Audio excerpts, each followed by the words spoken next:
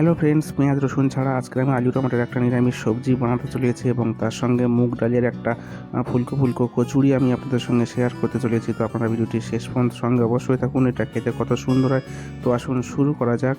তো প্রথম আমি এখানে 200 গ্রাম মুগ ডাল নিয়ে নিয়েছি। এই মুগ ডালটাকে আমি ভালোভাবে ধুয়ে নেব, কারণ এর গায়ে অনেক সাদা ধুলো থাকে, তো সেগুলো আমি জাস্ট বার করে নেব এবং এটাকে ভালো করে দুবার ধুয়ে নিয়ে আমি এটাকে 7-8 ঘন্টা ভিজিয়ে রাখবো, যাতে মুগ ডালটা ভালো করে ফুলে যায়। তো এটা জাস্ট যদি সকালে তৈরি করার হয় তার আগের দিনে রাত্রে এটা ভিজিয়ে রাখলে খুব ভালো হয়। তো দেখুন আমি এটা পুরো ভিজে নিয়েছি এবং একটা মিক্সার গ্রাইন্ডারে আমি দিয়ে দিয়েছি মুগ ডালটাকে।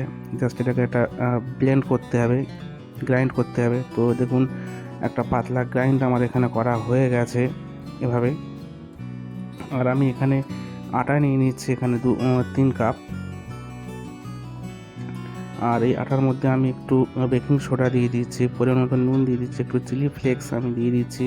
যেহেতু এটা মশলা পুরি হবে, তো একটু চিলি ফ্লেক্স দিলে ভালো হয়, এবং কিছু যদি জোয়ান দিতে পারেন সেটাও খুব ভালো হয়। আর আমি যে পেস্ট করে রাখা যে মুগ ডালটা সেটা আমি দিয়ে দিচ্ছি, আর নুন দিয়ে দিচ্ছি, আর 1 চামচ কসুরি মেথি আমি এখানে দিয়ে দিয়েছি। মানে যেহেতু কচুরিটা খুবই সেন্ট এবং মুগ ডালের টেস্টি হবে, তো সেই জন্য বিভিন্ন উপকরণ এখানে দেওয়া হয়েছে। আর এখানে আটাটাকে আমি এভাবে মাখাচ্ছি। যতটা সম্ভব জলের ব্যবহার এখানে কম করতে হবে। হালকা হালকা তেল দিয়ে জাস্ট এটাকে একটু শক্ত ডো লাগাতে হবে, খুব নরম তুলতুলে ডো লাগালে হবে না। তো দেখুন আমার ডোটা এখানে কমপ্লিটলি তৈরি হয়ে গেছে। দেখুন কতটা শক্ত শক্ত ডো আমি নিয়ে নিয়েছি। তো এর উপরে আমি একটু তেল লাগিয়ে আমি এটাকে রেস্টে রেখে দেবো 15 মিনিট। আর এদিকে সবজির জন্য আমি টমেটো এবং আলু, যেগুলো পুরো গোটা গোটা বড় বড় করে কেটে নিয়েছি। একটা কড়াইতে আমি 1 চামচ তেল দিয়ে দিয়েছি। দেখুন একটা গোটা যে ধনিয়া 1 চামচ, 1 চামচ গোটা জিরা, আর একটু হিং আমি দিয়ে দিয়েছি। হিংটা হজমে খুব সুবিধা হয়। আর কালো জিরে 1/2 চামচ দিয়ে দিয়েছি। এবং যেহেতু নিরামিষ, তো এখানে আমি পেঁয়াজ রসুন ব্যবহার করছি না, তো আদাটা তো অবশ্যই দিতেই হবে। আদার কুচি আমি একটা দিয়ে দিয়েছি, কুচিয়ে আদা এখানে। আর এভাবে দেখুন গোটা গোটা পুরো টমেটো এবং আলুগুলো পুরো বড় বড় করে কাটা, লঙ্কাটাও এভাবে গোটা কেটে নিতে হবে বড় বড় করে। পরিমাণ মতো নুন আমি দিয়ে দিয়েছি, হলুদ একটু দিয়ে দিলাম 1/2 চামচ। এটাকে একটু হাই ফ্লেমে ভালো করে মানে নাড়তে হবে, এটাকে কষাতে হবে।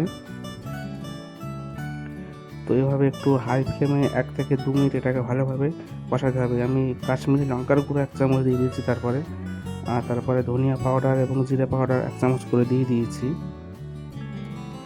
সমস্ত মশলার সঙ্গে আমি সবজিগুলোকে ভালোভাবে মিশিয়ে নেব। আর এখানে পরিমাণ মতন জল আমি যেহেতু 3 কাপ জল আমি এখানে দিয়ে দেবো, তো আমি একটু গাঢ় গাঢ় করবো, তো সেই জন্য বেশি জল আমি এখানে দিইনি। আপনারা জলটা নিজের পরিমাণ মতন অনুযায়ী দিয়ে নেবেন, কোনো অসুবিধা নেই। তো দেখুন আমি এবারে প্রেশার কুকারটা, এটা জাস্ট এক প্রেশার কুকারে নিতে হবে। প্রেশার কুকারটা আমি চাপা দিয়ে দিয়েছি। আর এদিকে আমি 15 মিনিট পরে আমি ফিরে এসেছি, ডোটা রেস্টে ছিল।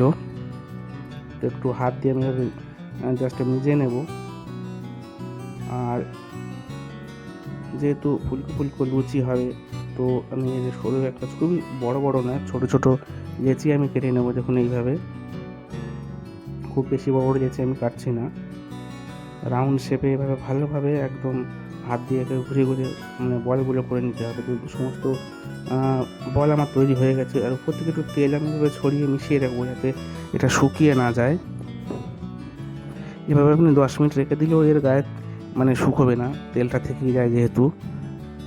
তো দেখুন আমি একটা বেলুন দিয়ে ভালোভাবে একটু পাতলা করে লুচিটা মানে বেলতে হবে। পাতলা করে বেললে এটা সব দিক দিয়ে ফোলে ভালো। তো দেখুন এভাবে একটা পুরো বানিয়ে নিয়েছি। ওদিকে তেল আমার গরম হয়ে গেছে। আর এভাবে তেলের উপরে লুচিটা ছাড়তে হবে, কিন্তু আঁচটা এখানে পুরোপুরি মিডিয়াম রাখতে হবে, কারণ যেহেতু মুগ ডাল যাতে মিশ্রিত আছে। শুধু আটার হলে হাই ফ্লেমে ভাজলে কোনো অসুবিধা হতো না, কিন্তু মুগ ডালটা যেহেতু আর দেওয়া আছে, মুগ ডালটা পুড়ে যাওয়ার সম্ভাবনা থাকে। এভাবে মিডিয়াম আঁচে ভাজতে হবে, একটু তেল উপর থেকে এভাবে ঝাঁঝ দিয়ে ছড়িয়ে দিতে হবে। তো দেখুন লুচিগুলো আমার ভাজা এখানে হয়ে গেছে। আর এদিকে আমি প্রেশার কুকারে 3টে সিটি আমি দিয়ে নিয়েছি। এদিকে সবজিগুলো আমার পুরো মানে আলু পুরো গলে গেছে। দেখুন আমি এটা দেখছি, আলুগুলো পুরো গলে গেছে।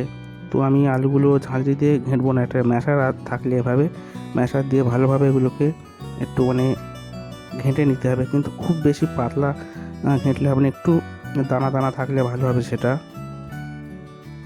যেমন ঘুগনিতে যেমন মটরগুলো যেমন থাকে। তো 1 চামচ কসুরি মেথি আমি দিয়ে দিয়েছি শুকনো রোস্টেড